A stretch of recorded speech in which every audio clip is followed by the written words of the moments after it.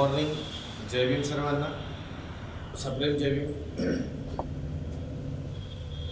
परत आजच्या प्रज्ञा प्रबोधिनी करिअर अकॅडमीच्या वर्गामध्ये आपलं स्वागत आहे. आपला विज्ञान आणि स्पेशली त्यामध्ये केमिस्ट्री रसायनशास्त्र हे सुरू आहे.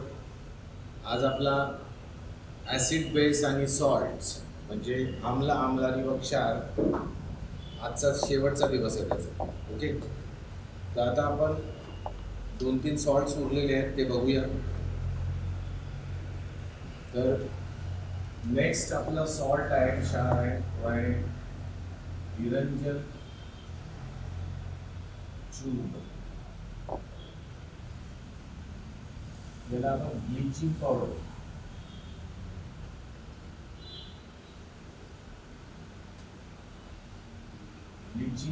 सुद्धा म्हणतो. हा जो विरंजन चूर्ण आहे याला आपण ब्लीचिंग पावडर सुद्धा म्हणतो. ठीक आहे, याचा फॉर्म्युला आपल्याला माहिती आहे काय? CaOCl2 ब्लीचिंग पावडर हा याचा रेणुसूत्र आहे CaOCl2. ओके, याला दुसरं एक नाव आहे विद्यार्थ्यांनो, याला आपण क्लोराइड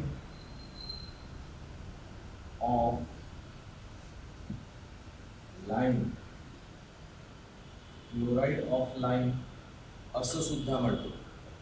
ओके, याला दुसऱ्या भाषेमध्ये क्लोराइड ऑफ लाईम असं सुद्धा आपण म्हणतो. Chloride of lime. ठीक आहे, यामध्ये बघा खास करून जे आपल्याला दिसतं याच्यामध्ये कॅल्शियम आहे, ऑक्सिजन आहे आणि क्लोरीन आहे. हा जो क्लोरीन गॅस आहे हा क्लोरीन गॅस निर्जंतुक करण्यासाठी ॲज अ पेस्टिसाइड, इन्सेक्टिसाइड म्हणून वापरला जातो. पेस्टिसाइड म्हणून खास करून. तर या विरंजन चूर्णाचा किंवा ब्लिचिंग पावडरचा वापर आपण निर्जंतुकीकरणासाठी वापरतो है ना. याचा वापर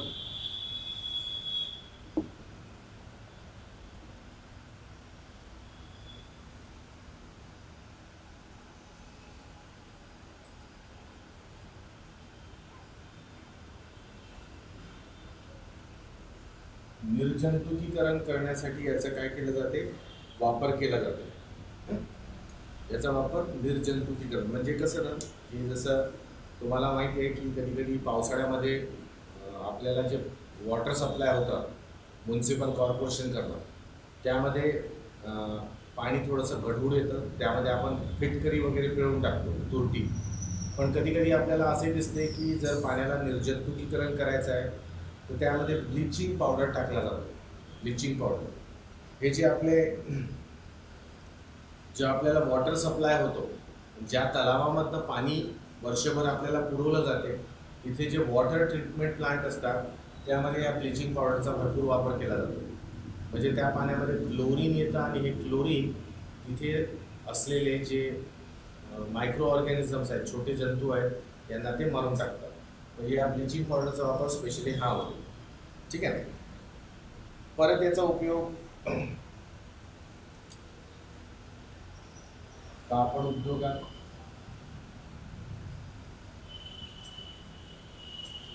उद्योगात म्हणा किंवा धुलाई उद्योगात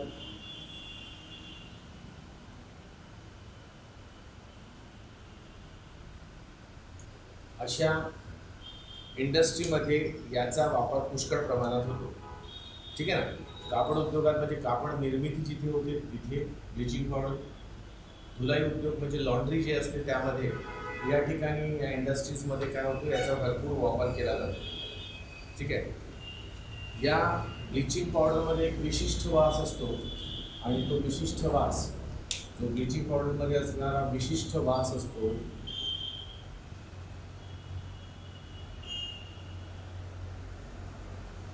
हा क्लोरीन गॅस मध्ये असतो.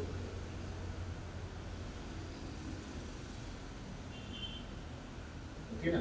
म्हणजे हा आपल्याला जो ब्लिचिंग पावडर सापडतो आहे यामध्ये एक विशिष्ट प्रकारचा वास असतो. तो वास स्पेशली क्लोरीन गॅसमुळे आपल्याला मिळतो. याचा आणखी एक वापर आहे क्लोरोफॉर्म च्या निर्मितीसाठी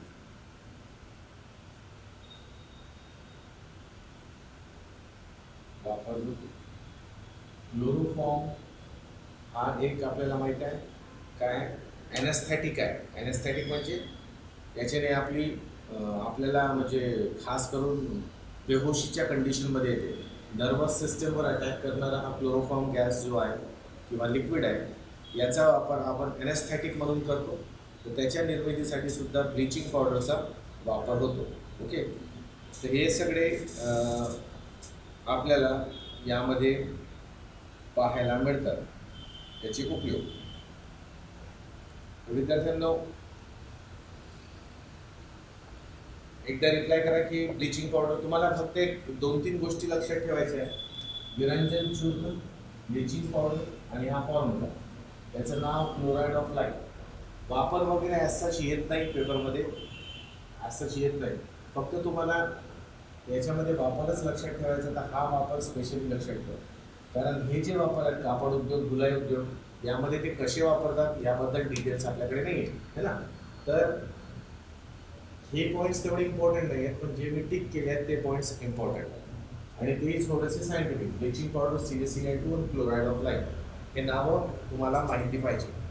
ओके, तर एकदा रिप्लाय करून जर ब्लिचिंग पावडरसाठी की तुम्हाला ब्लिचिंग पावडर कळलं, से एस नो स्टुडंट्स.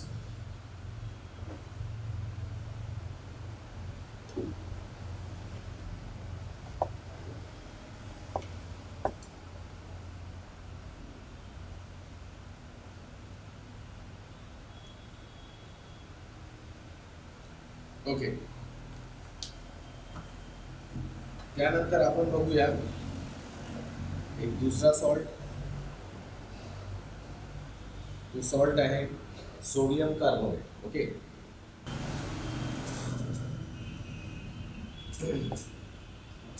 नेक्स्ट आहे आपला सोडियम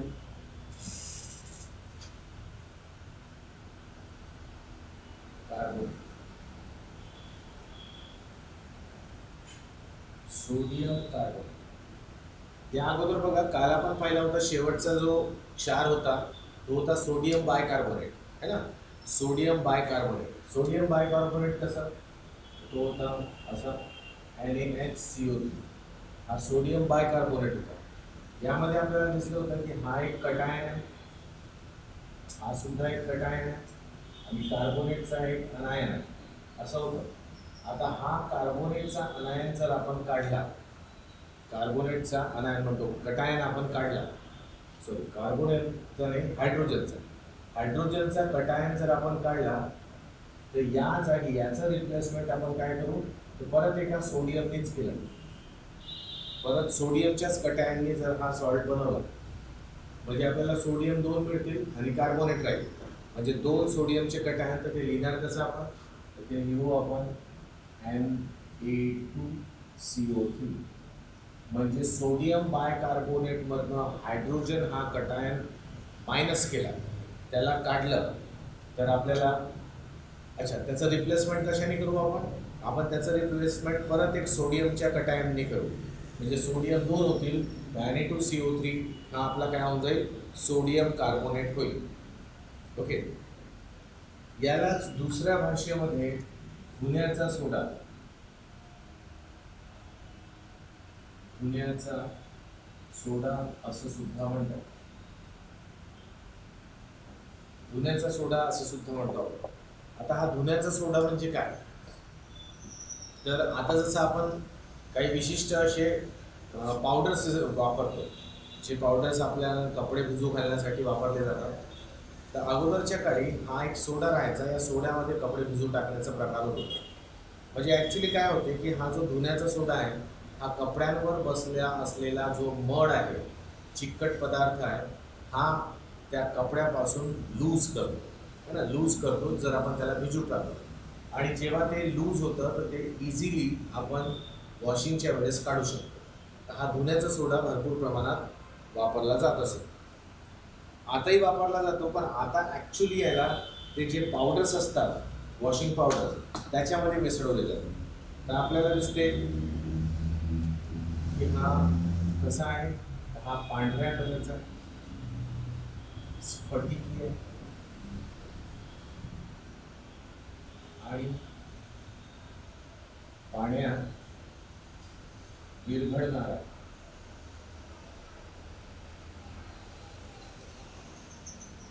पांढरा आहे म्हणजे व्हाईट इन कलर आहे, स्फटिकी आहे म्हणजे क्रिस्टलाइन आहे, याचे क्रिस्टल्स असतात आणि तो पाण्यात विरघळणारा, पाण्यात इझिली डिझॉल्व.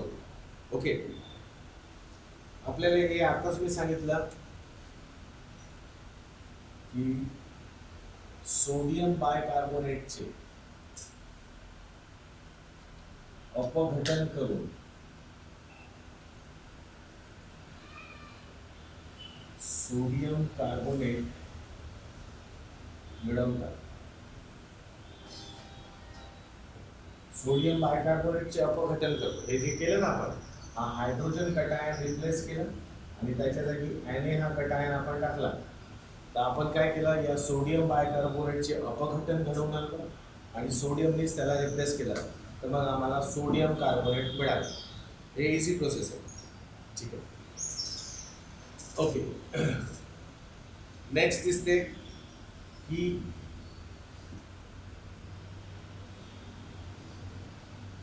कपडे धुण्याच्या पावडरमध्ये वापर होतो. याचा वापर कपडे धुण्याच्या पावडरमध्ये स्पेशली केला जातो. जे कपडे धुवायचे असतात त्यांच्यामध्ये, म्हणजे त्या इंडस्ट्रीमध्ये सांगतो मी, आपण जे सर्फ वगैरे वापरतो ना, हे सगळे पावडर्समध्ये सोडियम कार्बोनेटचा वापर केला जातो. ओके, त्याच प्रकारे कागद,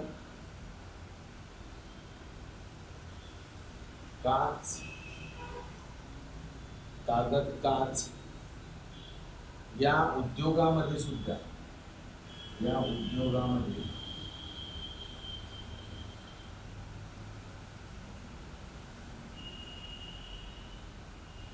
वापर होतो. म्हणजे काच उद्योगात, कागद उद्योगात सुद्धा याला वापरलं जाते. तर हा आपला सोडियम कार्बोनेट आहे. ओके, तर विद्यार्थ्यांनो, सोडियम कार्बोनेट बद्दल लक्षात काय ठेवायचं, त्याचं नाव, हा मॉलिक्युलर फॉर्म्युला, हे आणि हा पॉईंट लक्षात ठेवायचा. सोडियम बायकार्बोनेट हा कसा मिळवला जातो, मिळवला म्हणजे कसा प्राप्त केला जातो. सोडियम बायकार्बोनेटचे अपघटन करून आपण सोडियम कार्बोनेट मिळवू शकतो. तर हा एक सॉल्ट आहे. मग यानंतर सॉल्ट्स तर भरपूर आहे, पण आपल्याला फारसे ते उपयुक्त नाही अभ्यासाच्या दृष्टिकोनात. ओके, आणि जर तुम्हाला कुठला सॉल्ट किंवा क्षार वाचण्यात आला तर जस्ट त्याला ओरली रीड आउट करून टाकायचं. जसं पोटॅशियम नायट्रेट आहे ना, पोटॅशियम नायट्रेट हा काय करतो आपण, याला गन पावडर, मी असंच ओरली सांगतो तुम्हाला, पोटॅशियम नायट्रेट हा गन पावडर बनवण्यासाठी कामात येतो. गन पावडर म्हणजे काय होते, बारूद होते. ओके, बारूद म्हणजे आपण त्याला कुठे यूज करू शकतो, फटाकेचे याच्या ज्या इंडस्ट्रीज असतात तिथे आपण वापरू शकतो potassium nitrate. Okay, copper sulphate हा कुठे वापरला जातो, दुसरा एक सॉल्ट आहे कॉपर सल्फेट. तर कॉपर सल्फेट आपल्याला दिसेल की आपण कॉपर सल्फेटचा वापर पेस्टिसाइड म्हणून करतो, है ना, निर्जंतुक म्हणून वापर करतो, इलेक्ट्रोप्लेटिंगसाठी करतो. इलेक्ट्रोप्लेटिंग ही एक प्रक्रिया आहे ज्यामध्ये एका धातूवर दुसरा धातू काय केला जातो, चढवला जातो. इलेक्ट्रोप्लेटिंग ही एक प्रोसेस आहे, त्यामध्ये एका धातूवर दुसरा धातू चढवला जातो. तर त्यामध्ये आपण कॉपर सल्फेटचा वापर करतो. ओके, आणि त्याला कॉपर ला जेव्हा आपण माइन्समधनं, खाणीमधनं मिळून त्याला शुद्ध करतो कॉपरला, है ना, माइन्समध्ये जे आपल्याला मिळतं तो शुद्ध स्वरूपात असलेला तांबा नसतो. तर तो तांबा आपल्याला मिळवायचा असेल तर मग आपण काय करतो, कॉपर सल्फेटचा वापर कॉपर म्हणजेच तांबे शुद्धीकरण प्रकल्पात वापरतो. पोटॅश ॲलम म्हणजे तुरटी, हा एक प्रकारचा सॉल्ट आहे. या सॉल्टचा वापर आपण क्षाराचा वापर कसा करतो, तर याला आपण खास करून पाण्यामध्ये वॉटर प्युरिफिकेशनसाठी होतं, पण हा निर्जंतुकीकरण नाही करत. हा ॲक्च्युली काय करतो, जे सस्पेंडेड पार्टिकल असतात है ना पाण्यामध्ये, जसं गढूळ पाण्यामध्ये आपल्याला जे पार्टिकल्स असे डोळ्याने दिसून पडतात, की जे पाणी त्याच्यामध्ये रेतीचे मातीचे पार्टिकल्स आहेत, यांना तो काय करतो, पाण्यापासून वेगळं करून पाण्याला शुद्ध बनवून देतो. तर हा वापर केला जातो. ओके, त्याचा काही थोडा मेडिसिनल उपयोग पण आहे, मेडिसिनमध्ये सुद्धा त्याचा वापर केला जातो. तर असे हे सॉल्ट्स आहेत. तर यांचा थोडक्यात लक्षात घ्यायचं, यांना जास्त अगोदरच्या एक्झाम्समध्ये विचारलं जायचं, म्हणजे जे जुने एक्झाम होते, म्हणजे 11, 12, 13 या लेवलच्या एक्झाममध्ये. पण आता थोडेसे आपल्याला क्वेश्चन्स जे असतात ते थोडे टफ यायला लागले आहेत, म्हणून या चॅप्टरवर ॲज सच फारसे प्रश्न इतक्यात दिसत नाहीत. जसं मी तुम्हाला एखादा प्रश्न सांगतो की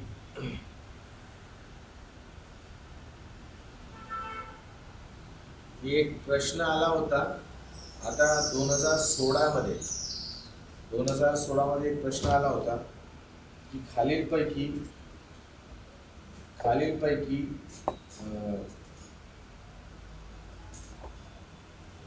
तो असा म्हणतो की पीएच जे आहे आपण पाहिलं आहे, पीएच स्केल जी आहे, पोटॅन्स ऑफ हायड्रोजन किंवा पॉवर ऑफ हायड्रोजन असं म्हणतो. तर त्याने विचारलं की कसं सांगतोय तो प्रश्नामध्ये की पीएच स्केलचा वापर आपण कशासाठी करतो. तर पीएच स्केलचा वापर आपण करतो की पदार्थ जो आपल्या समोर आहे तो ॲसिडिक आहे, बेसिक आहे म्हणजे आम्लधर्मी आहे की आम्लाधर्मी आहे बघण्यासाठी.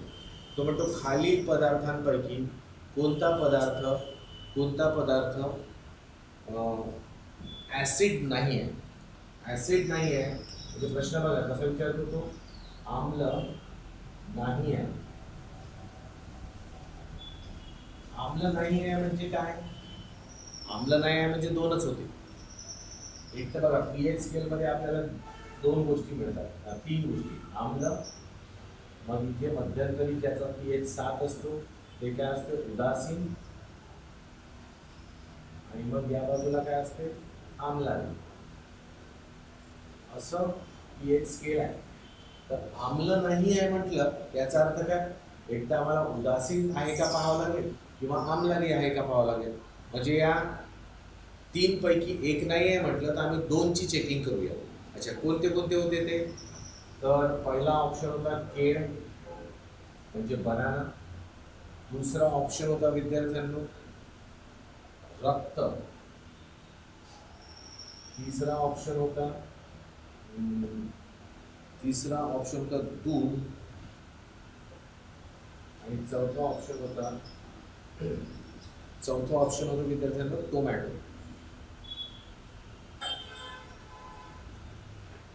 आणि त्याने विचारलं आम्ल नाही. आता इथे जर त्याने पाणी पण टाकलं असतं, पाणी सपोज असतं तर तो आपल्याला पाणी म्हणजे उदासीन मिळालं असतं, तर आम्ल नाही म्हणजे तो उदासीन आहे. तर त्या पाण्याला पण आपल्याला आन्सरमध्ये घ्यावं लागलं असतं. पण त्याला पाणी नाही म्हणजे याच्यापैकी एकच पदार्थ कुठला तरी जो असा आहे की जो आम्लयुक्त नाही. कोणी सांगते का आन्सर, याचा आन्सर काय असू शकतो. Yes,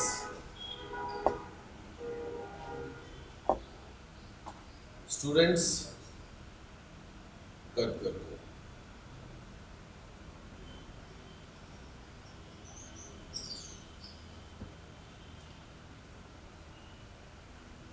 yes, very correct. यामध्ये हे सगळे पदार्थ आम्लयुक्त आहेत है ना. आपण पीएच मध्ये पाहिलं हा रक्त जो आहे, मानवी रक्त, याचा गुणधर्म आम्लारी युक्त आहे, म्हणून हा बेसिक इन नेचर आहे. Okay, very good. आणखी एक 2012च्या म्हणजे ASOच्या परीक्षेमध्ये, असिस्टंटच्या परीक्षेमध्ये प्रश्न होता, आणि तोच प्रश्न परत रिपीट झाला होता. तर प्रश्न हा होता की ज्या द्रावणाची पीएच व्हॅल्यू 7 आहे, ज्या द्रावणाची पीएच व्हॅल्यू 7 आहे, त्या द्रावणाला आपण कोणतं द्रावण म्हणावं. मग खाली ऑप्शन होतं, ऑप्शन्स काय होते, आम्लधर्मी, आम्लारीधर्मी, ओके, अल्कयुक्त आणि उदासीन. हा प्रश्न खूपच इझी होता है ना. आम्लधर्मी, आम्लारीधर्मी, अल्कधर्मी किंवा उदासीन अशी 4 ऑप्शन होते. हे तो कोणी सांगते, लहान मुलगाही सांगू शकते, तर काही प्रॉब्लेम नव्हता. ओके.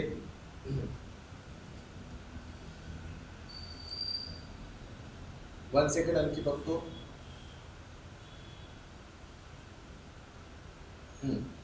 बघा, स्टरलायझेशनची ऍक्शन. स्टरलायझेशन म्हणजे काय असते की जे काही पण धातूचे काही पदार्थ म्हणण्यापेक्षा धातूचे काही टूल्स असतात. जसं मी मेडिकल टूल्स सांग, ऑपरेशनमध्ये वापरले जाणारे जे टूल्स असतात है ना, कैची, सिझर्स असते, टॉंग्स असतात, आणखी वेगवेगळे पदार्थ असतात जे ऑपरेशन थिएटरमध्ये वापरतात. एकदा ऑपरेशन झाल्यानंतर त्या सगळ्यांना आम्हाला स्टरलाइज करावं लागतं. स्टरलायझेशन म्हणजे काय, निर्जंतुकीकरण. तर तो असा म्हणतो, त्याने स्वतःच सांगितलं की स्टरलायझेशन करण्यासाठी ब्लिचिंग पावडर वापरतात. मग ब्लिचिंग पावडरचा जो वापर होतो, त्या ब्लिचिंग पावडरमध्ये स्टरलायझेशन इफेक्ट करण्यासाठी काय कामी येते. ठीक आहे, काय कामी येते. तर तिथे ऑप्शनमध्ये आपल्याला माहिती आहे की हा क्लोरीनवाला ऑप्शन आपल्याला घ्यायचा होता. क्लोरीन, कारण ब्लिचिंग पावडर म्हटलं तर क्लोरीनचा इफेक्ट आपल्याला तिथे दिसून पडतो. ओके. तर बघा, हे असे सिंपलचे प्रश्न आपल्याला दिसतात.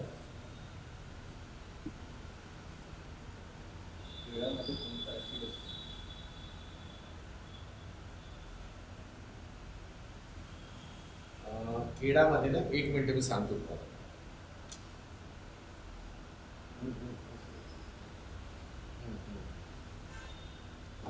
किडामध्ये ना मॅलिक ऍसिड असतो. मॅलिक आम्ल, ठीक आहे ना. किडामध्ये मॅलिक ऍसिड हा असतो. तर विद्यार्थ्यांनो, यावर आलेले प्रश्न सोपे होते आणि 1 लाइनरच मॅक्सिमम विचारले, आणि आता सध्या तरी काही खास विचारणं सुरू नाही. तर इथे हा टॉपिक आपला एंड होतो. यावरची रीडिंग तुम्ही शालेय टेक्स्टबुकबद्ध करावी. हा जो नवीन सिलेबस आला आहे, म्हणजे बघा, आपला क्लास व त्यानंतर म्हणजे आपण केलेला क्लास व तुम्ही महाराष्ट्र गव्हर्नमेंटच्या एक्झामची प्रिपरेशन करताय, तर तुम्हाला पाहिजे असलेल्या ज्या टेक्स्टबुक आहेत त्या 8वी पासून जर वापरल्या तुम्ही तर त्या योग्य राहतील. 8वी, 9वी, 10वीच्या टेक्स्टबुक वापरायच्या आणि त्या नवीनवाल्या घ्यायच्या, कारण नवीनवाल्या आता ज्या लेटेस्ट सिलेबसमध्ये सुरू आहे तो सिलेबस थोडासा त्याला अपग्रेडेड केलेला आहे. तर तुम्ही त्या पुस्तकं वापरावं आणि यांचा आपल्या नोट्समधून अभ्यास, परत त्या शालेय पुस्तकांचा अभ्यास केल्यानंतर जर तुमच्याकडे कुठली रेफरन्स बुक असेल तर ती तुम्ही वापरू शकता. असा अभ्यास केला तर सायन्स तुमचं काय होईल, स्ट्रॉंग होत जाईल. ओके, चला मग आता आपण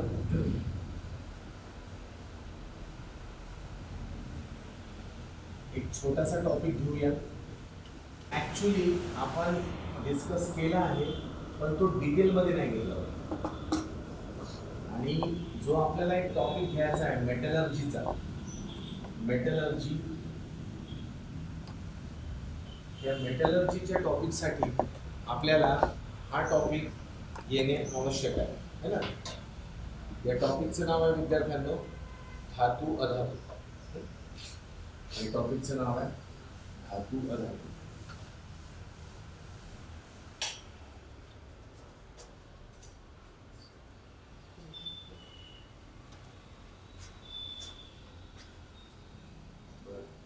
एक सेकंड विद्यार्थी.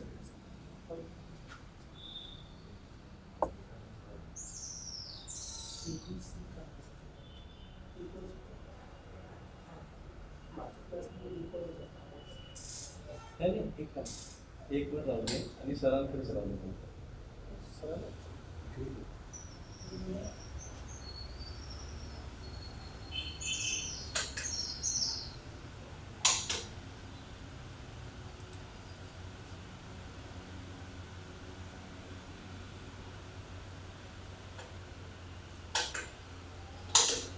ठीक आहे चालेल.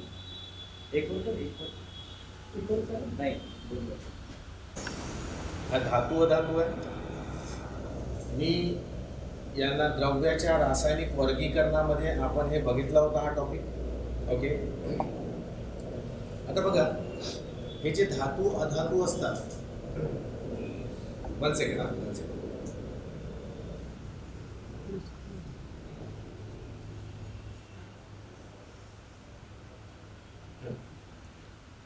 तर आपण आवर्त सारणी हा टॉपिक पाहिलाय है ना, पिरियॉडिक टेबल. त्या पिरियॉडिक टेबलमध्ये आपण हे बघितलं की जे ब्लॉक्स होते, कोणते कोणते ब्लॉक होते? एस ब्लॉक,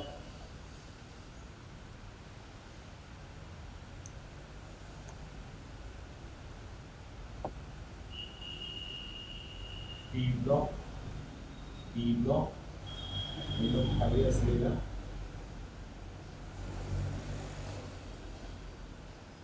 एफ ब्लॉक है ना. तर आपल्याला दिसते की इथे आपण पाहिलं होतं, इथे काहीशी अशी झिगझॅग लाईन होती है ना. तर आपल्याला या झिगझॅग लाईन मध्ये, झिगझॅग लाईन मध्ये इथे धातू आहे, धातू म्हणण्यापेक्षा इथे मूलद्रव्य आहे, हे होते धातू सदृश म्हणजे मेटलॉइड्स होते. आणि मग याच्या अलीकडच्या बाजूला म्हणजे या रेषेच्या अलीकडे जितकेही पदार्थ आपल्याला, पदार्थ म्हणण्यापेक्षा मूलद्रव्य होते, ते सगळे धातू होते म्हणजे मेटल्स होते है ना. या झिगझॅग लाईनच्या नागमोडी रेषेच्या उजव्या बाजूला आपल्याला दिसते सगळे काय धातू आहे. आणि हा जो एफ ब्लॉक आहे, लॅन्थनाइट्स आणि ॲक्टिनाइट सिरीज, ही सुद्धा कशाने बनलेली आहे? धातूंनी बनलेली आहे. तर आपल्याला असं दिसते की जितकेही मूलद्रव्ये आजपर्यंत आपल्याला सापडलेली आहेत, त्या सगळ्या मूलद्रव्यांमध्ये जास्तीत जास्त प्रमाण कोणाचं आहे?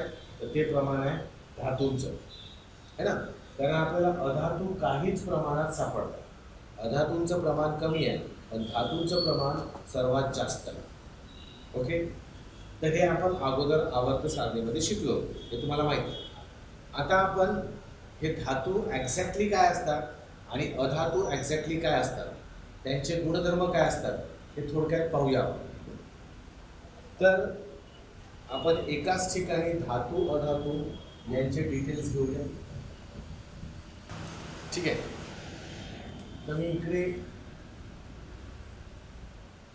धातू लिहितो म्हणजे मेटल्स, आणि इकडे अधातू, आणि एक एक गुणधर्म यांचा पाहूया. ओके, पहिली गोष्ट, जे धातू असतात, जे धातू असतात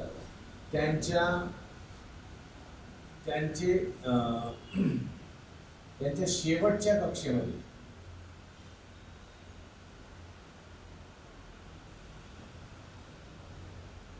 धातू असतात, त्यांच्या शेवटच्या कक्षेमध्ये आपल्याला असे इलेक्ट्रॉन्स दिसतात, 1 किंवा 2 किंवा 3 इलेक्ट्रॉन्स सापडतात. जे धातू असतात त्यांच्या शेवटच्या कक्षेमध्ये आपल्याला 1 इलेक्ट्रॉन, 2 इलेक्ट्रॉन किंवा 3 इलेक्ट्रॉन सापडतात. शेवटची कक्षा म्हणजे त्याला आपण काय म्हणू शकतो? त्याला आपण संयुजा कक्षा म्हणू शकतो. संयुजा कक्षा, संयुजा कक्षा, संयुजा कक्षा मध्ये असलेले जे इलेक्ट्रॉन्स असतात शेवटच्या कक्षेमध्ये, त्याला आपण संयुजा इलेक्ट्रॉन्स म्हणतो. तर धातूमध्ये आपल्याला शेवटच्या कक्षेमध्ये 1, 2, 3 असेच इलेक्ट्रॉन सापडतात. ओके, याला एक अपवाद आहे, आणि तो अपवाद काय? तो अपवाद आहे हायड्रोजन. ॲक्च्युली हायड्रोजन काय आहे ना, हायड्रोजन हा धातू नाहीच आहे, हायड्रोजन हा धातू नाही आहे. पण हा जो आवर्त सारणी आहे ना, या आवर्त सारणीमध्ये हा जो एस ब्लॉक आहे, या ब्लॉकमध्ये सगळ्यात वरती काय? हायड्रोजन. म्हणजे हायड्रोजनची मांडणी त्यांनी धातूमध्ये केली आहे है ना. त्यांनी हायड्रोजनची मांडणी कुठे केली आहे? धातूंमध्ये केली आहे, पण तो धातू नाही आहे. तर आपण असं म्हणूया की धातूंच्या शेवटच्या कक्षेमध्ये म्हणजे संयुजा कक्षेमध्ये असेच इलेक्ट्रॉन आपल्याला दिसतील, 1 किंवा 2 किंवा 3. संयोजन कक्षा म्हणजे काय? बॅलन्स शेल, आणि त्यामध्ये इलेक्ट्रॉन असतील त्यांना आपण काय म्हणू? Balance electron. ठीक आहे, हा पहिला गुणधर्म होता. तर आता अधातूंच्या बाबतीत आपण काय म्हणू? तर अधातूंच्या बाबतीमध्ये आपल्याला दिसतंय की आपल्याला त्यांच्या शेवटच्या कक्षेमध्ये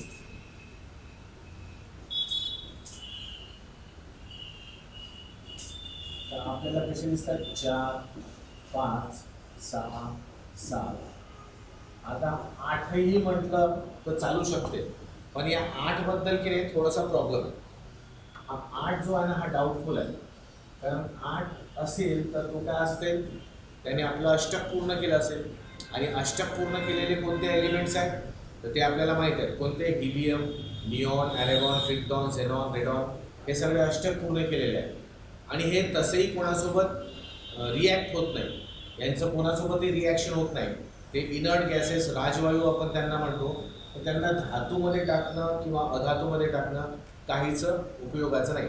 पण एक जो गुणधर्म मूळ आढळतो की हे राजवायू जे असतात हे नॉर्मल टेम्परेचरवर वायू स्वरूपात असतात, म्हणून आपण त्यांना अधातू म्हणून आपण संबोधू. पण त्यांचा असा काहीसा धातू म्हणून उपयोग किंवा अधातू म्हणून उपयोग केला जात नाही. जसं उदाहरण बघा, आपल्याला माहित आहे कार्बनचं कॉन्फिगरेशन कसं आहे? 2, 4. तर कार्बन काय झाला? कार्बन झाला अधातू, कारण त्याच्या शेवटच्या कक्षेत किती आहेत? 4. नायट्रोजन कसं दिसते आपल्याला?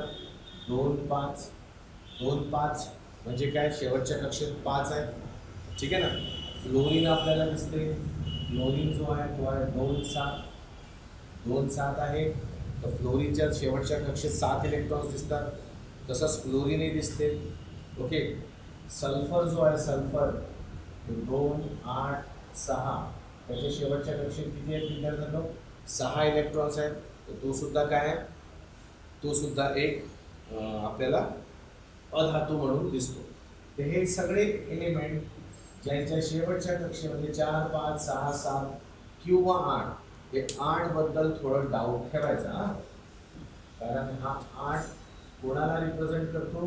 तर हे राजवायूंना रिप्रेझेंट करतो. राजवायू म्हणजे नोबल गॅसेस. ओके. तर हा पहिला गुणधर्म झाला. हा पहिला गुणधर्म. आता दुसरा गुणधर्म. दुसरा गुणधर्म कशाबद्दल आहे? दुसरा गुणधर्म आहे भौतिक स्थितीबद्दल. भौतिक स्थिती. भौतिक स्थितीबद्दल हा गुणधर्म आहे. भौतिक स्थितीला आपण इंग्लिशमध्ये काय म्हणू विद्यार्थ्यांनो? त्यांना म्हणू शकतो आपण फिजिकल स्टेट, है ना? Physical state. तर काय आहे फिजिकल स्टेटमध्ये? तर धातू सामान्यपणे स्थायू. स्थायू म्हणजे काय? सॉलिड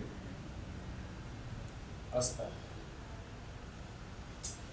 धातू सामान्यपणे सॉलिड असतात, स्थायू असतात. ओके.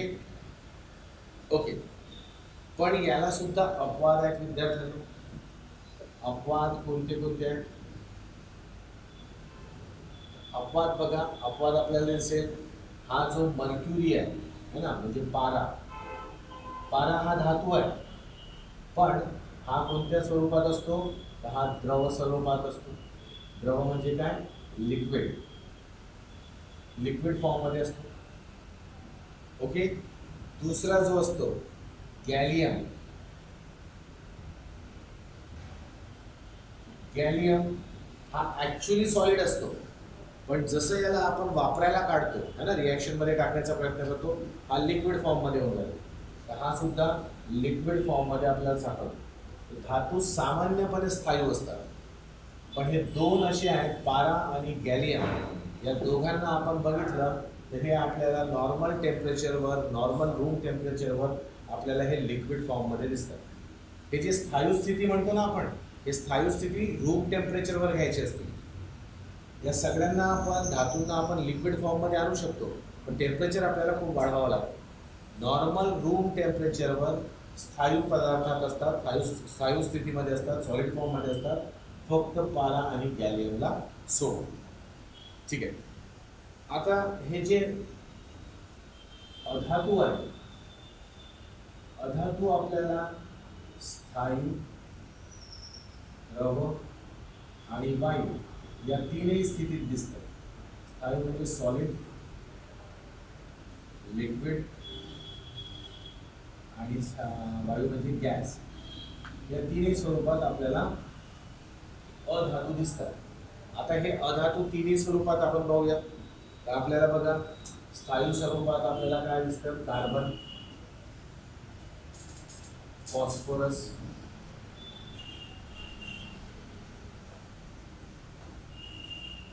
कार्बन, फॉस्फरस हे जे अधातू आहेत हे आम्हाला स्थायू स्वरूपात दिसतात. ब्रोमीन जो आहे, ब्रोमीन आम्हाला द्रव स्वरूपात दिसतो. म्हणजे काय? लिक्विड फॉर्म मध्ये. तर ऑक्सिजन है ना, नायट्रोजन असे पुष्कळशे आम्हाला अधातू वायू स्वरूपात दिसतात. पुष्कळशे अधातू आम्हाला वायू स्वरूपात दिसतात. ठीक आहे. विद्यार्थ्यांनो, इथे एक गोष्ट लक्षात ठेवायची. हे जे मी आता सांगत आहे तुम्हाला आजच्या क्लासमध्ये, याच्यामध्ये जे अपवाद सांगतो ना, ते अपवाद थोडेसे लक्षात ठेवायचे.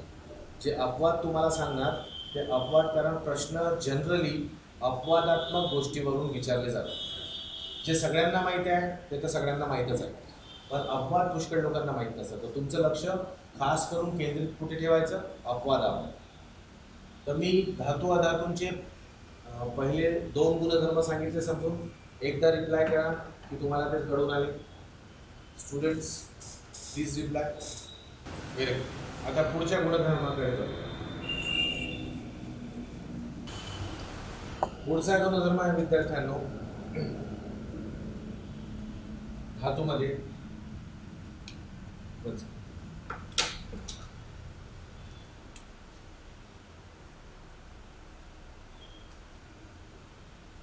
धातूंना चमक म्हणजे काय? लस्टर असते. धातूंना काय असते विद्यार्थ्यांनो? चमक असते, म्हणजे लस्टर असते. ते चमकतात, है ना. चमकतात केव्हा? जेव्हा त्यांना आपण फ्रेशली कट करतो. म्हणजे एखादी धातूचा तुकडा घेतला आणि त्या तुकड्याला कट केलं, तर ते कट केल्यानंतर आपण जेव्हा त्यांना बघू त्यांच्या सरफेसेसला, पृष्ठभागांना, तर त्याच्यावर आपल्याला चमक म्हणजे काय? तर त्याच्यावर आपल्याला एक लस्टर दिसतो. पण जर तो धातू तसाच पडून राहिला तर होऊ शकते ऑक्सिजन सोबत रिॲक्शन होऊन तिथे त्याची ऑक्साईड बनते आणि ऑक्साईड बनल्यावर ते चमक चालली जाईल, है ना. लोखंडाला जर आपण फ्रेशली कट केलं तर त्याची आपल्याला त्यामध्ये लस्टर पाहायला मिळतं. ओके. कारण त्यामध्ये का बरं चमक दिसते? तर चमक दिसण्यामागे भौतिकशास्त्राचं रिझन. जेव्हा आपण एखाद्या धातूला फ्रेशली कट करतो तर तो एक परावर्तनशील पृष्ठभाग बनतो आणि त्याच्यामधून मॅक्सिमम रेज काय होतात? परावर्तित होतात. कुठलीही वस्तू चमकण्यामागे हाच कारण आहे की त्याच्या पृष्ठभागावर पडणारा जास्तीत जास्त प्रकाश हा जर परावर्तित होत असेल, रिफ्लॅक्ट होत असेल, तर त्यामध्ये लस्टर येईल, त्यामध्ये चमक येईल.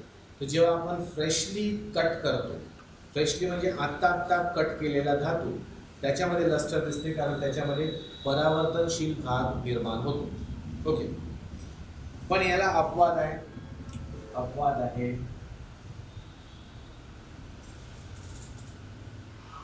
शिसे, लेड. हा जो लेड आहे हा धातूच्या चमकण्याच्या गुणधर्माच्या बाबतीत काहीसा बसत नाही.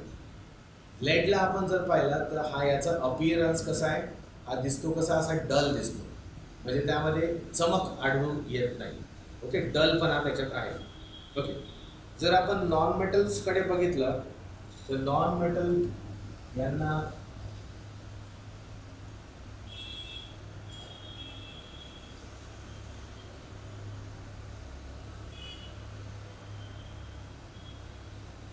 अधातूंमध्ये आपल्याला दिसते यांच्यामध्ये चमक नसते. चमक जी असते ती फक्त धातूमध्ये पाहायला मिळते. अधातूंमध्ये आपल्याला चमक सापडत नाही. ओके, पण याला एक अपवाद आहे. याला एक अपवाद आहे. अपवाद काय? आयोडीन. आयोडीनचे क्रिस्टल असतात है ना, जांभळ्या कलरचे असतात, पर्पल कलरचे. हे क्रिस्टल्स असे चमकतात. ओके, त्याच पद्धतीने आयोडीन नंतर ग्रॅफाइट आणि डायमंड, आपण त्याला हिरा म्हणतो, यांना चमक असते, यांना लस्टर असते. आता ग्रॅफाइट आणि हिरा हे अधातूमध्ये येतात का? नक्कीच हे अधातूमध्ये का येतात? कारण हे जे दोन्ही सबस्टन्स आहेत हे कशाने बनले आहेत? हे बनलेले आहेत कार्बन. हे दोन्ही कार्बनची अपरूपे आहेत. आपण पाहिलंय कार्बनची अपरूपे. तर कार्बनची अपरूपे आहेत. तर कार्बन कुठल्या कॅटेगरीमध्ये येतो? कार्बन येतो अधातूमध्ये असलेला, स्थायू स्वरूपात असलेला तो अधातू आहे. तर तो कार्बन पासून बनलेला आहे, म्हणजे ग्रॅफाइट म्हणा किंवा हिरा म्हणा. हे जे कार्बन आहे त्याच्यापासून बनले आहे, अधातू आहेत. अधातूंना चमक नसते, पण हे अपवादात्मक आहे. तर हिऱ्याला, ग्रॅफाइटला आणि आयोडीनला एक चमक आपल्याला पाहायला मिळते. ओके, त्यानंतरचे गुणधर्म आहे विद्यार्थ्यांनो चौथा, तो आहे काठिण्य, म्हणजे हार्डनेस. काठिण्य म्हणजे हार्डनेस. आता हार्डनेसच्या बाबतीत आपल्याला काय दिसते? तर हार्डनेसच्या बाबतीत आपण म्हणू कसं, धातू सामान्यपणे कठीण असतात. हे जितकी धातू आपल्याला सापडतात हे सामान्यपणे कठीण असतात. हा जो वर्ड मी नेहमी लावतो ना, सामान्यपणे, जनरली, याचा अर्थ काय होतो माहिती आहे का? याचा अर्थ हा होतो की सगळेचे सगळे धातू नसतात. मॅक्सिमम धातू कठीण असतात, सगळे नसतात. सगळे नसतात म्हणजे काय? इथे अपवाद येईल. तर इथे अपवाद आहे कोणता? अपवाद काय येईल? जो कडक कोण राहू शकते, कठीण कोण राहू शकते? तर तो राहू शकते जो धातू आहे. लिक्विडला तर आपण कडक राहू शकतो. तर अपवाद मध्ये आपण काय घेणार? पारा घेणार, गॅलियम घेणार. पारा, गॅलियम हे लिक्विड स्वरूपात आढळणारे धातू आहेत. तर हे तर कडक नाही राहते. तर हे नक्कीच यांच्यामध्ये काठिण्य हा गुणधर्म नाही. पण याच्या व्यतिरिक्त सोडियम, पोटॅशियम, सोडियम म्हणजे Na, पोटॅशियम म्हणजे K, हे सुद्धा धातू तर आहेत. हे सुद्धा धातू आहेत, पण यांच्यामध्ये हार्डनेस नसते. आता यांच्यामध्ये हार्डनेस नाही आहे म्हणजे हे कसं सिद्ध होते? तर असं म्हणतात की आपण सोडियम किंवा पोटॅशियम यांना चाकूने सुद्धा इझिली कट करू शकतो. म्हणजे जसं आपण ब्रेड कापायला जितका त्रास होतो आपल्याला, जेवढा सोपी पद्धतीने आपण ब्रेड कापू शकतो, तेवढ्याच सोपी पद्धतीने आपण सोडियम किंवा पोटॅशियम हे कट करू शकतो. तर यांच्यामध्ये पारा, गॅलियम, सोडियम, पोटॅशियम यांच्यामध्ये आपल्याला हार्डनेस म्हणजे काठिण्य दिसत नाही. पारा, गॅलियम लिक्विड असल्यामुळे त्यांच्यामध्ये हार्डनेस नाही आहे. तर सोडियम, पोटॅशियम हे सॉलिड आहेत, पण हे थोडेसे सॉफ्ट सॉलिड आहेत है ना. म्हणून यांना आपण हार्डनेस यांच्यात बघू शकत नाही. या दोघांना आपण विद्यार्थ्यांनो सॉफ्ट मेटल्स म्हणतात. यांना आपण सॉफ्ट मेटल असं म्हणतो. तर आता आपण अधातूमध्ये जाऊया. आता जेव्हा आपण अधातू बघतो तर अधातू काय?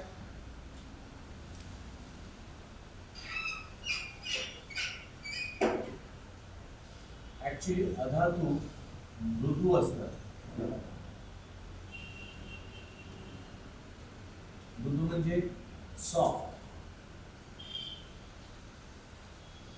सॉफ्ट हे जे असतात ते अधातू असतात. आता याच्यामध्ये ते जे सॉलिड आहे, सॉरी लिक्विड आणि गॅसेस आहेत, म्हणजे जे वायू आणि द्रव स्वरूपात आहेत, त्यांना तर सोडूनच द्या अधातूंना. म्हणजे ऑक्सिजन गेला किंवा ब्रोमीन पण काढून टाका, कारण हे तर लिक्विड आहे, लिक्विडमध्ये काही हार्डनेस तर राहणार नाही. आता जे उरलेले सॉलिड्स आहेत, हे सॉलिड सुद्धा काय आहेत, सॉफ्ट आहेत. हे सॉलिड सुद्धा आपल्या लेवलवर काय आहेत, सॉफ्ट आहेत. पण आपल्याला असं दिसते इथे एक अपवाद आहे, आणि तो अपवाद काय, तो अपवाद आहे हिरा. हा जो हिरा आहे हा सगळ्यात कठीण असा पदार्थ आहे. आपण हिऱ्याला मग इकडे का नाही टाकत, तर हिरा ऍक्च्युली हिरा नाही, डायमंड तर एक ॲलोट्रॉपी आहे ना. पण हिरा बनलेला कशाने, हिरा प्युअरली कार्बननी बनलेला आहे. जो कार्बननी बनलेला आहे म्हणून त्याला आपल्याला अधातू सेक्टरमध्येच टाकावं लागेल. तर आपण अधातूच्या बाबतीत काय म्हणू, अधातू मृदू असतात, सॉफ्ट असतात सगळेच, फक्त हिरा आपल्याला वेगळा ठेवावा लागतो. हिऱ्याच्या रचनेमुळे म्हणजे कार्बनच्या अणूंच्या रचनेमुळे तो हिरा कठीण बनलेला आहे, सगळ्यात हार्डेस्ट सबस्टन्स बनलेला आहे. Got it. तर आता तिसरा आणि चौथा गुणधर्म समजवला विद्यार्थ्यांनो. एकदा रिप्लाय करा की तुम्हाला कळून आला. Students please reply. त्यामध्ये आपण काय बघू, मेल्टिंग पॉइंट आणि बॉइलिंग पॉइंट. मेल्टिंग पॉइंटला आपण काय म्हणतो मराठीत, त्याला आपण म्हणतो द्रावण बिंदू. आणि बॉइलिंग पॉइंटला काय म्हणतो, त्याला आपण म्हणतो उत्कलन बिंदू.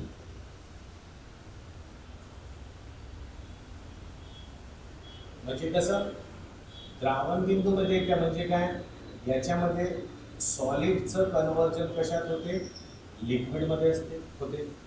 ज्या तापमानाला एखादा सॉलिड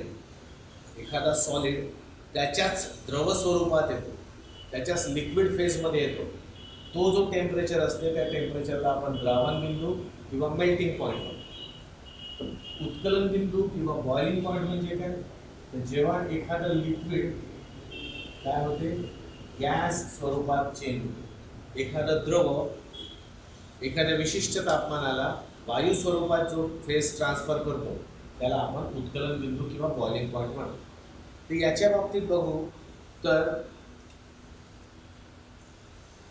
धातूंचे MP म्हणजे द्रावण बिंदू मेल्टिंग पॉइंट आणि BP म्हणजे उत्कलन बिंदू किंवा बॉइलिंग पॉइंट हे उच्च असतात.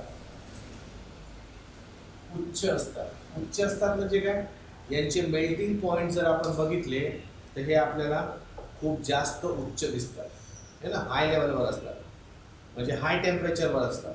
जसा लोखंडाला घेतलं, तो एक धातू आहे, तो 1500च्या आसपास तो द्रव स्वरूपात टर्न होतो. 1500 डिग्री सेल्सिअसच्या आसपास तो द्रव स्वरूपात येतो. आणि जर त्यालाच आपण 5 ते 6000 डिग्री सेल्सिअसच्या दरम्यान घेऊन गेलो तर त्याचं तापमान इतकं अति होऊन जाते की तो वायू स्वरूपात येतो. तर हे 1500 डिग्री सेल्सिअस किंवा 5500 डिग्री सेल्सिअस हे अतिउच्च तापमान आहे. तर म्हणून आपण काय म्हणू की धातूंचे उत्कलांक बिंदू व द्रावण बिंदू हे खूप उच्च असतात. याला अपवाद काय विद्यार्थ्यांनो, याला अपवाद आहे पारा, मर्क्युरी. तसाही बघा, तो मर्क्युरीचा द्रावण बिंदू तर नॉर्मल टेम्परेचरच्याही अगोदर आहे ना. पाऱ्याचा द्रावण बिंदू म्हणजे मेल्टिंग पॉईंट तो या टेम्परेचरलाच मेल्ट कंडिशनमध्ये आहे. तर मग आपण काय म्हणू, त्याचा उत्कलांक बिंदू आणि द्रावण बिंदू हा काय कमी आहे बाकीच्या धातूंच्या कंपॅरिझन. ओके. आता इथे यांच्या बाबतीत दिसते आपल्याला की धातूंचे द्रावण बिंदू आणि उत्कलांक बिंदू काय असतात, कमी असतात. कमी म्हणजे खालच्या टेम्परेचरवर असतात. कमी असतात. ओके, आता याच्यामध्ये आपल्याला अपवाद दिसतात. अपवाद काय? अपवाद आहे सिलिकॉन, कार्बन, सिलिकॉन, कार्बन आणि बोरॉन. बोरॉन, सिलिकॉन, कार्बन आणि बोरॉन यांचे एमपी आणि बीपी म्हणजे मेल्टिंग पॉईंट आणि बॉइलिंग पॉईंट हे आपल्याला काय दिसतात? थोडेसे हायर साईडला दिसतात. हे हायर साईडला दिसतात. ओके, 6वा बिंदू पाहूया विद्यार्थ्यांनो. 6वा पॉईंट. 6वा पॉईंट काय? घनतेबद्दलचा आहे. घनता. तर धातूंची घनता जास्त असते. धातूंची घनता जास्त असते. धातूंची घनता जास्त कशी असते? बघा, हे जे अणू असतात ना, धातूंचे अणू हे एकमेकांच्या जास्त जवळ असतात, खूप जास्त जवळ असतात. आणि जे अणू म्हणा, रेणू म्हणा, जे काही असतील, ज्यापासून एखादी पदार्थ म्हणतो, यामध्ये जितके हे जवळ राहतील तर तेवढं आपण काय म्हणू? क्राउडिंग, गर्दी जास्त झाली. आणि जिथे गर्दी जास्ती त्याला काय म्हणणार आपण? घनता जास्ती. तर इथे आपल्याला जास्त घनता दिसते. अच्छा, जास्त घनता असण्यामागचं कारण काय? तर हे जे धातूंचे अणू असतात है ना, जसं मी घेतो आयरन, लोखंडाचा हा एक अणू आहे, लोखंडाचा हा एक अणू. या दोन्ही अणूमध्ये काहीतरी विशिष्ट असा बल आपल्याला पाहायला मिळतो है ना. तर तो जो बल आहे किंवा तो जो बॉन्ड आहे, तो बॉन्ड कोणता असतो धातूमध्ये? तर मेटॅलिक बॉन्ड असतो, म्हणजे धातूबंध असतो. तर धातूंमध्ये जो ॲटम टू ॲटम बॉन्ड असतो तो कोणता असतो? धातूबंध असतो, म्हणजे मेटॅलिक बॉन्ड असतो. हा बॉन्ड स्ट्रॉंग असतो, म्हणून काय असते? धातूंची घनता आपल्याला काय मिळते? जास्त मिळते. ओके, फक्त यामध्ये अपवाद काय? अपवाद दिसेल, तो अपवाद आहे सोडियम आणि पोटॅशियम. हा अपवाद आहे विद्यार्थी. सोडियम आणि पोटॅशियम मध्ये हे जे मेटॅलिक बॉन्ड आहेत, हे मेटॅलिक बॉन्ड तर राहतील, पण ते काहीसे स्ट्रॉंग नसतात, खूप असे पक्के नसतात. आणि स्ट्रॉंग नसल्यामुळे आपण त्यांना इझिली कट करू शकतो. लोखंडाच्या तुकड्याला आपण चाकूने कापू शकत नाही है ना, पण यांना कट करू शकतो. म्हणजे यांच्यामध्ये असलेले मेटॅलिक बॉन्ड किंवा धातूबंध हे काय असतात? खूप स्ट्रॉंग नसतात, अपवादात्मक याच्यात. ठीक आहे.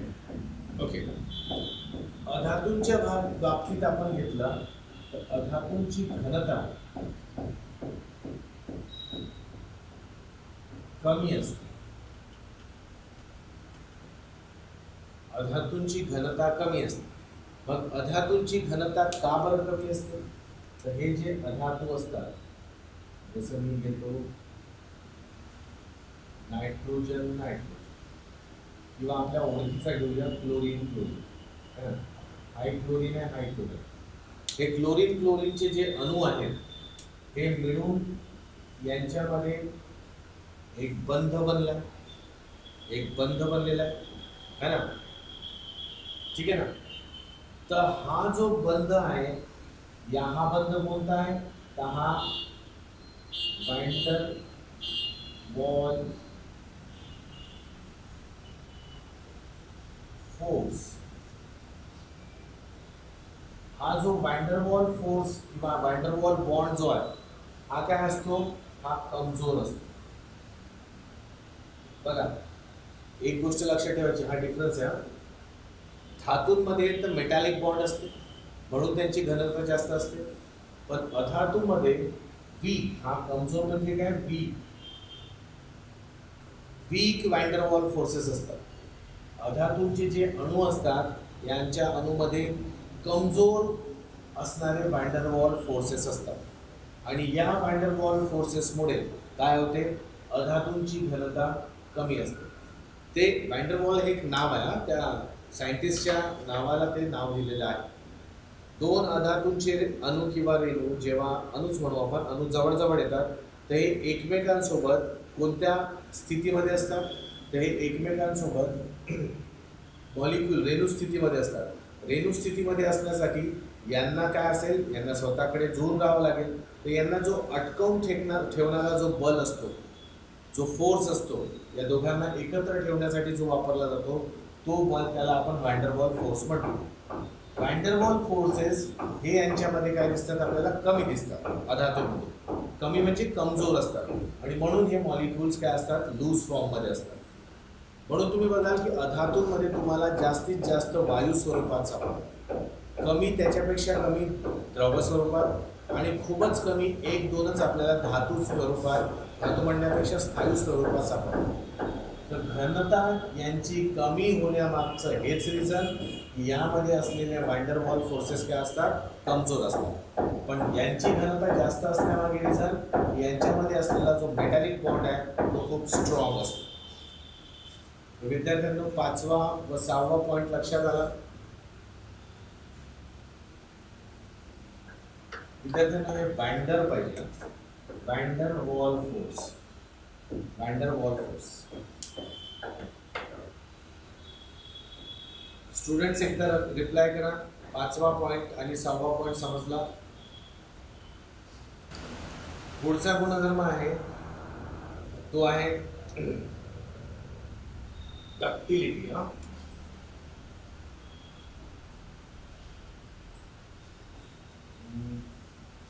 त्याला मराठी नाव, 1 मिनिट विद्यार्थ्यांनो, 1 मिनिट थांबा.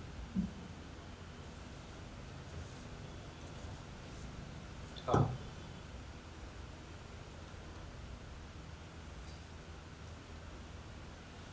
7वा जो गुणधर्म आहे तो आहे तन्यता.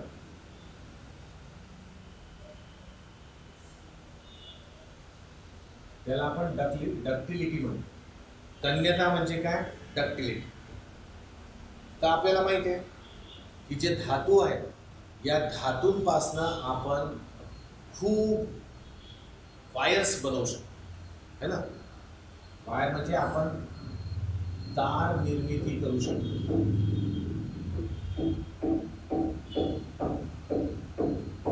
धातूंमध्ये हे गुणधर्म आहे की धातूंपासून आपण तारेची निर्मिती करू शकतो, है ना. तर तारेची निर्मिती करणे म्हणजे एक्झॅक्टली काय, तर जसं मी तुम्हाला सांगतो, 1 ग्राम गोल्ड. आता 1 ग्राम गोल्ड म्हणजे बघा किती राहील, एवढं राहील. या 1 ग्राम गोल्ड मधून आपण 2 किलोमीटर लांब तार बनवू शकतो. ठीक आहे ना. 1 ग्राम गोल्ड, 1 ग्राम सोन्याचा घेतला म्हणजे आपण बघा जनरली कोणाच्या हातात सोन्याची अंगठी असेल तर ती 5 ग्राम वगैरेची जनरली राहते. ओके, तर म्हणजे त्या 5 ग्रामच्या अंगठीमधून आपण 10 किलोमीटर लांब तार बनवू शकतो. इतका या गोल्डमध्ये तन्यता आहे. हा खूप जास्त तन्यता गुणधर्म दाखवणारा धातू आहे. ओके, तसेच आपण बघा, हा आपल्याला हे माहिती आहे, सिल्वर, चांदी यांची तारा बनवू शकतो आपण. आणि हा जो आहे तांबा, हा तांबा जो आहे ना, हा तांबा याचेही तार बनतात, पण तेवढे डिटेलमध्ये किंवा तेवढे चांगले नाही बनवू शकत जेवढे चांगले गोल्ड बनवू शकतो तार. पण तांबा पण त्यापेक्षा कमी, पण ॲक्च्युली हा स्वस्त धातू आहे ना, म्हणून याचा वापर आपण आपल्या घरच्या इलेक्ट्रिक फिटिंगमध्ये करतो. ओके, तार तर सगळ्यात सुंदर सोन्याचे आणि चांदीचे बनतात, पण आपण थोडा स्वस्त धातू तांबा वापरतो. ओके, हा जो टंगस्टन आहे, टंगस्टन, हा टंगस्टनचे तर आपण इतके बारीक तार बनवू शकतो की ते आपल्याला दिसतील नाही, म्हणजे डोळ्याने दिसणार नाही एवढे बारीक तार यांचे बनवू शकतो. ठीक आहे, तर धातूंमध्ये आपल्याला हे गुणधर्म पाहायला मिळतो. बरं, यांना अपवाद अपवाद कोणते राहतील तर ते अपवाद तर तुम्ही दोन अपवाद तर तुम्ही समजूनच गेले. दोन अपवाद कोणते? पारा आणि गॅलियम. कारण हे कोणत्या स्वरूपात आहेत? लिक्विड स्वरूपात. लिक्विडची तर अर्थ बनणार नाही.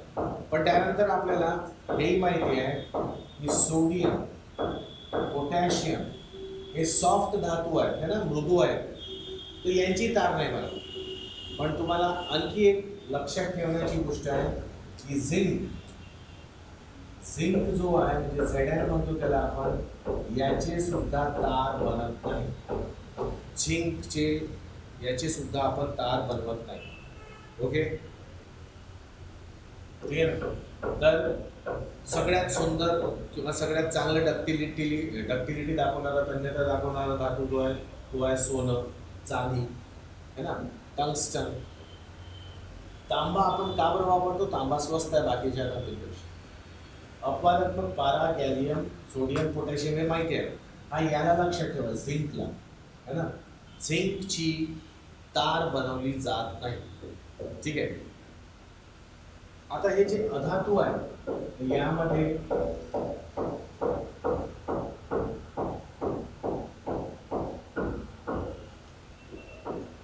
तन्यता हा गुणधर्म धातू दाखवत नाही. हा गुणधर्म अधातूंमध्ये नसतो. हा गुणधर्म विद्यार्थ्यांनो अधातूंमध्ये नसतो. फक्त एक अपवाद आहे आणि तो अपवाद आहे कार्बन फायबर. कार्बन फायबर म्हणजे कार्बन पासून बनलेले जे फायबर्स आहेत. ओके, फायबर्स म्हणजे तारच समजा तुम्ही. ते फायबर्स हे यांची क्षमता म्हणजे खूप जास्ती स्ट्रॉंग असतात. मुद्दा काय आहे, कार्बन फायबरचा वापर का करतो आपण? कार्बन पासून बनलेले फायबर्स आहेत. हे कार्बन फायबर वजनाने हलके असतात आणि यांची स्ट्रेंथ खूप जास्त असते है ना. वजनाने खूप हलके आणि यांच्यामध्ये असलेली जी क्षमता आहे, कॅपॅसिटी आहे, स्ट्रेंथ आहे नट तुटण्याची, ही खूप जास्त असते. म्हणून कार्बन फायबर वापरतो. तर यांच्यामध्ये अपवाद आपल्याला कार्बन फायबर दिसते. ओके, हलके आणि खूप अतिमजबूत, हा गुणधर्म आपल्याला हे दिसून येतो. चला विद्यार्थ्यांनो, कळला? एकदा रिप्लाय करा. प्लॅटिनमची पण तार बनते विशाल? बिलकुल बिलकुल. प्लॅटिनमची तार जनरली आपण इथे वापरतो. कुठे? प्लॅटिनमची तार आपण लॅबॉरेटरीमध्ये वापरतो. तो ॲक्च्युली महागडा धातू आहे ना, जो जितका कमी प्रमाणात सापडतो तो तितका महाग होऊन जातो. सोनं खूप प्रमाणात सापडलं तर सोनं स्वस्त होऊन जाईल. प्लॅटिनम खूप कमी प्रमाणात सापडतो आपल्याला, म्हणून हे आपल्याला काय असते ना, आपण जास्ती वापरतो. बरं, त्याचा अपीअरन्स खूपसा चांगला नाही आहे प्लॅटिनमचा. प्लॅटिनम सिल्वरसारखा दिसतो, सिल्वरसारखा दिसतो म्हणून त्याचा वापर जास्ती होत नाही. ओके, पण प्लॅटिनम आहे सगळ्यात महाग. तर विद्यार्थ्यांनो, इथे आपण थांबूया. मग हा चॅप्टर उद्या एंड होईल आणि जमलं तर आपण उद्याच तो मेटलर्जीचा चॅप्टर जो आहे धातू विज्ञान तो सुरू करणार आहोत. तर इथे आपण आपला क्लास थांबवूया विद्यार्थ्यांना. तर सर्वांना प्रज्ञा प्रबोधिनी करिअर अकॅडमी तर्फे धन्यवाद. येणाऱ्या परीक्षेची तयारी तुमची जय्यत सुरू असेल अशी अपेक्षा करतो. लॉकडाऊन पिरियडमध्ये तुम्ही भरपूर अभ्यास केला असेल, तसाच करत राहा. आणि परीक्षा झाल्यावर सुद्धा स्वस्थ बसायचं नाही. जोपर्यंत तुमचे रिझल्ट्स तुमच्या हातात येत नाही तोपर्यंत रोटेशन वाईज अभ्यास करा. म्हणजे आपल्याला एक सवय असते ना की आपण एक्झाम संपली की थांबतो आपण है ना, अभ्यास करणं थोडं थांबवतो. तसं नाही करायचं. कॉम्पिटिटिव्हचा एक्झाम तेव्हाच थांबतो जेव्हा अपॉइंटमेंट लेटर हातात येते, अन्यथा ते थांबत नाही. इंटरव्ह्यू झाला तुमचा तरी अभ्यास करत राहायचा. ओके, चला. तो ऑल द बेस्ट सर्वांना. Thank you very much my dear students. Enjoy the study. Have a nice time. Bye bye.